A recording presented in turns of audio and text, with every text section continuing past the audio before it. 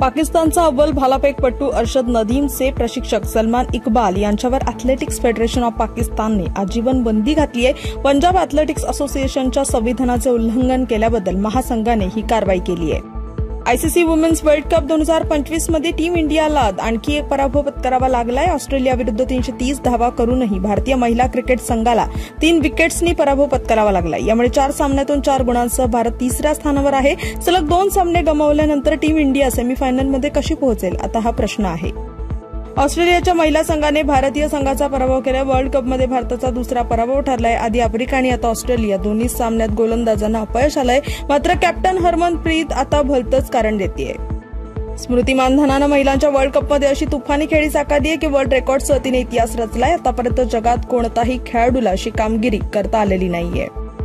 Waste इंडिजचा सलामीवीर फलंदाज John कॅम्पबेलने शतक झळकावताच मोठा विक्रम आपल्या नावावर केलाय। बॅडमिंटनमध्ये BWF जागतिक ज्युनियर वैयक्तिक अजिंक्यपद 2025 आजपासून आसाममधील गुवाहाटी येथील राष्ट्रीय उत्कृष्टता केंद्रात सुरू होणार आहे। मलेशियातील जोहर बहरू येथे सुरू असलेला सुलतान जोहर कप ज्युनियर पुरुष हॉकी 2025 मध्ये आज भारताने न्यूझीलंडचा 4-2 असा पराभव केलाय। आणि राष्ट्रीय राजधानी दिल्लीमध्ये आज सकाळी वेदांत दिल्ली हाफ मॅरेथॉन 2025 ची उत्साही सुरुवात झाली आहे, ज्यामध्ये सर्व वयोगटातील लोकांनी मोठ्या उत्साहाने सहभाग घेतलाय।